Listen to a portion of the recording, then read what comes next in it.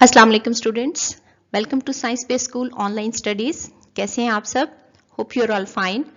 Students, आज हम social studies class 5 के unit number 3 our past and our present से लेसन नंबर 2 की रीडिंग करेंगे। And the title of lesson 2 is the struggle for independence, यानी आज़ादी के लिए जिद्दोजहद, यानी जो कोशिशें की गई आज़ादी हासिल करने के लिए, उनके बारे में आज हम पढ़ेंगे। तो आइए अपनी रीडिंग स्टार्ट करते हैं।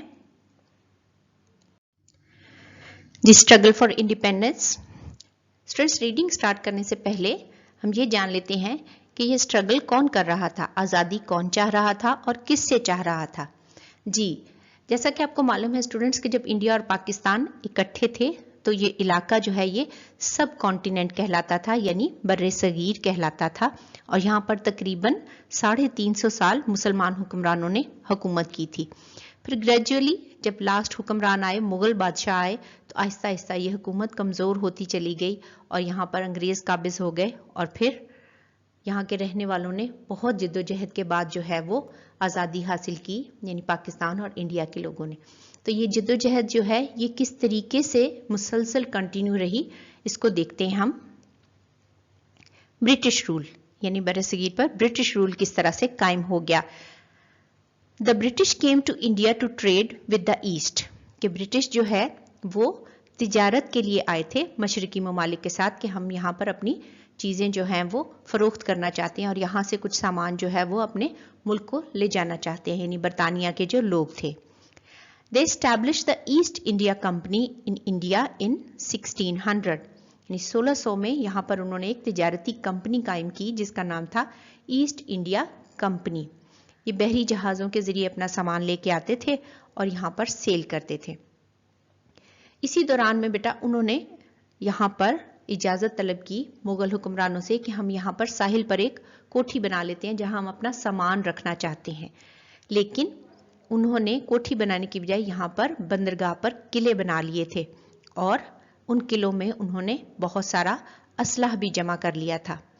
In the 18th century, when they saw that the Mughal Empire was breaking up, तो 18th century में यानी 1600 में वो आए और 18th century में जब उन्होंने देखा कि मुगल एम्पायर जो है आहिस्ता आहिस्ता वो टूटना फूटना शुरू हो गई, यानी कमज़ोर हो रही है और मुख्तलिफ इलाके जो हैं वो मुख्तलिफ गवर्नर संभाल रहे हैं, वो मुगल हुक्मरानों को छोड़ रहे हैं। They gradually became involve in the politics of India, तो उन्होंने आहिस्ता आहिस्ता इंडिया की जो सियासत थी यानी उसमें हिस्सा लेना शुरू कर दिया कि यहाँ पर किस तरह से हुक्मरानी की जा रही है। And put into place different policies in order to gain control of more and more Indian territory. और ये जो उन्होंने किले बनाए हुए थे साहिल के करीब, उन किलों के करीब करीब जितने भी इलाके थे वहाँ के हुक्मरानों को अपने साथ मिलाकर वहाँ ऐसी पॉलिसीज बनवा ली कि उन इलाकों का कंट्रोल जो था वो उन्होंने खुद हासिल कर लिया, यानी मुगल बादशाह के कंट्रोल से वो इलाके जो हैं वो निकल गए।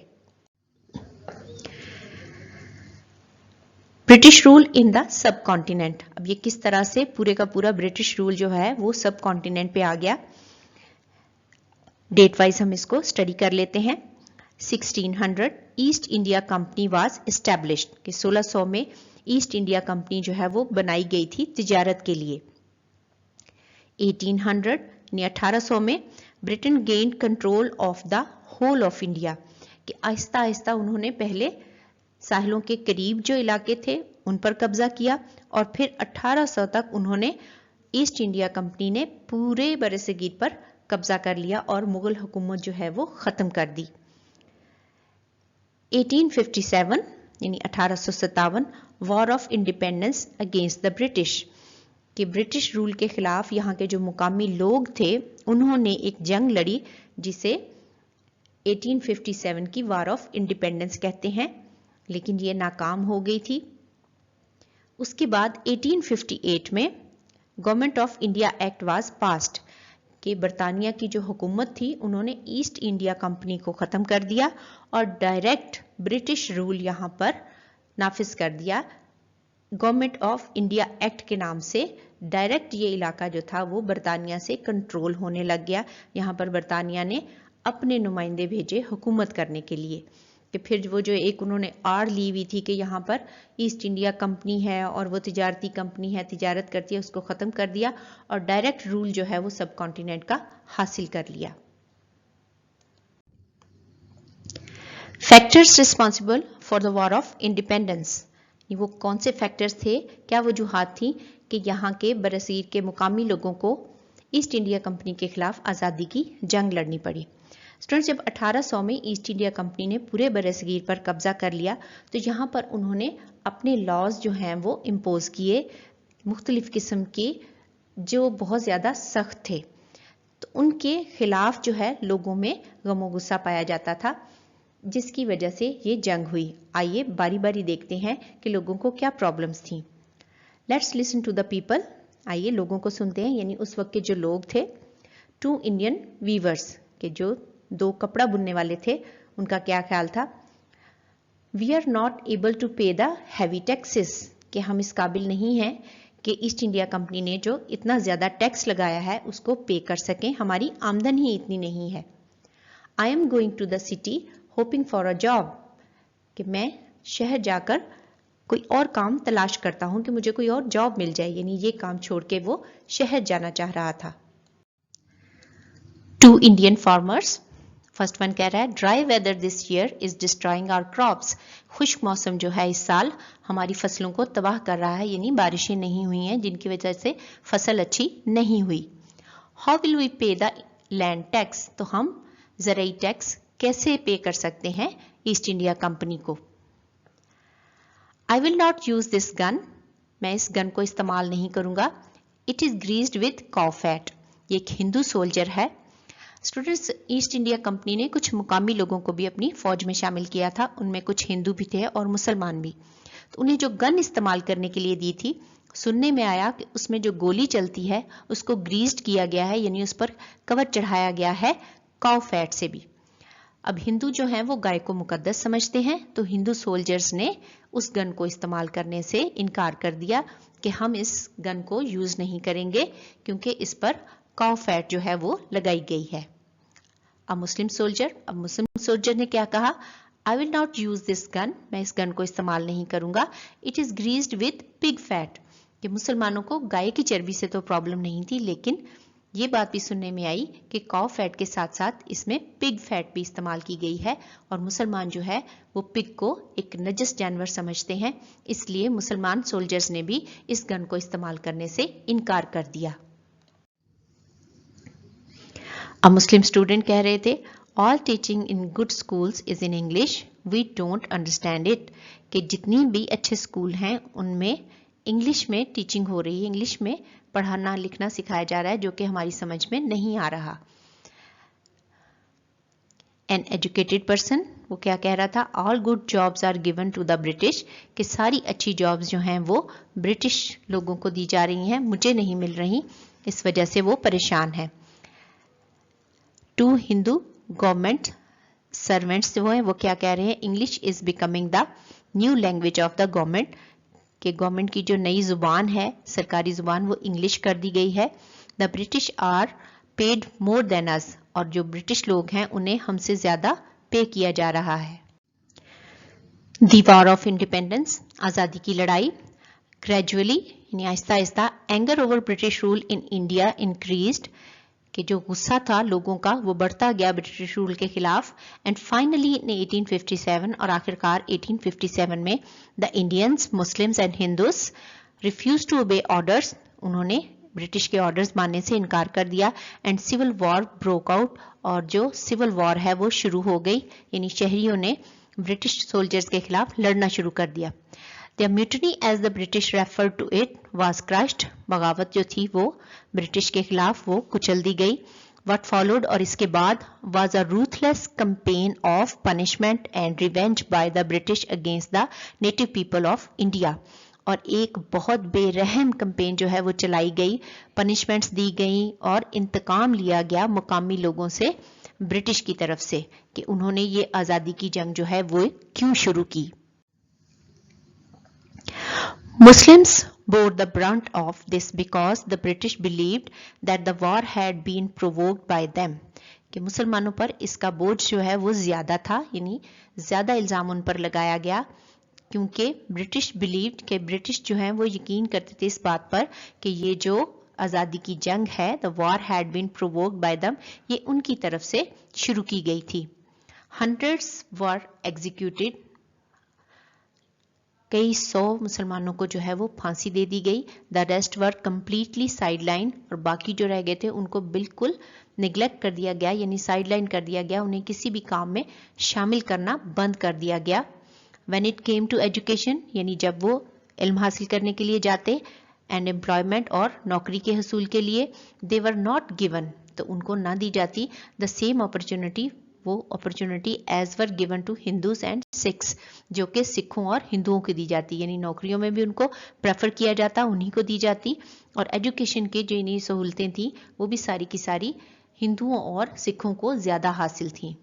The gulf between the ruler and their Muslim subjects was immense, और ये जो खलीज थी रूलर्स के यानी हुक्मरानों के दरमियान और मुसलमानों के दरमियान वो गहरी होती चली गई। Despite the apparent defeat of the natives, कि इससे कता नज़र के ये जो वॉर थी इसमें मुकामी लोगों को शिकस्त हुई। The war proved to be a turning point in Indian history, ये जंग जो है ये एक टर्निंग पॉइंट साबित हुई इंडियन हिस्ट्री में, यानी चेंज आया इंडियन हिस्ट्री में इस वॉर की वजह से बहुत बड़ा। द ब्रिटिश मोनार्की, बरतानवी बादशाहत, यानी जो बादशाह थे बरतानिया के, realising the brutality and high handedness of the East India Company, तो उन्होंने रियलाइज किया, महसूस किया कि ईस्ट इंडिया कंपनी जो है वो बहुत बेरहमाना सलूक कर रही है बरसगीर के लोगों को, और बहुत सख्ती से पेश आ रही है उनसे। क्लोज इट डाउन इन 1858, तो उन्होंने यानी बरतानिया ने ईस्ट इंडिया कंपनी को 1858 में क्लोज कर दिया। दे रीऑर्गेनाइज द आर्मी, उन्होंने आर्मी को दोबारा से रीऑर्गेनाइज किया। द फाइनेंशियल सिस्टम, यहाँ के मुआशी निज़ाम को, and the administration in India, और इंडिया में हुकूमत के निज़ाम को रीऑर्गेनाइज किया। दस बिगेन द ब्रिटिश राज, तो यहाँ पर तब 1858 से लेकर ब्रिटिश राज यानी बरतानवी राज जिसे कहा जाता था वो शुरू हो गया। Under which the India was govern directly from London, जिसमें डायरेक्टली जो है इंडिया को लंदन से बादशाह ने कंट्रोल करना शुरू कर दिया। बाय वाइसराइस, और वो अपने नुमाइंदे यहाँ भेजता था जिनको वाइसराइस कहा जाता था, हु रिप्रेजेंटेड द क्वीन, और वो क्वीन के नुमाइंदे होते थे। This system of governance lasted till Pakistan and India gained independence in 1947, और ये जो निज़ाम था गवर्नमेंट का ये चलता रहा जब तक कि पाकिस्तान और इंडिया ने आज़ादी हासिल ना कर ली बरतानवी राज से 1947 तक, यानी 1947 में इंडिया पाकिस्तान आज़ाद हो गए तो बरतानवी राज ख़त्म हो गया। Now the related words meanings of this lesson. Politics, सियासत, politics, सियासत, ruthless, बेरहम, ruthless, बेरहम, immense, शदीद, immense, शदीद, apparent, वाज़े, apparent, वाज़े, monarchy, बादशाहत, monarchy, बादशाहत, native, मुकामी, native, मुकामी, crushed, कुचले गए, crushed, कुचले गए, opportunities, मौके, opportunities, मौके। Now the question answers of this lesson. Question number 1, why did British originally come to India? Okay, असल में ब्रिटिश जो हैं वो इंडिया आए क्यों थे? The answer is the British originally came to India to trade with the eastern countries. The British originally came to India to trade with the eastern countries. Question number 2, list the problems that led to the war of independence. कि उन problems की list बनाइए जो कि war of independence की तरफ ले गई लोगों को। The answer is there were many problems that led to the war of independence such as, first one, the British imposed heavy taxes to the people of the India. The British imposed heavy taxes to the people of India.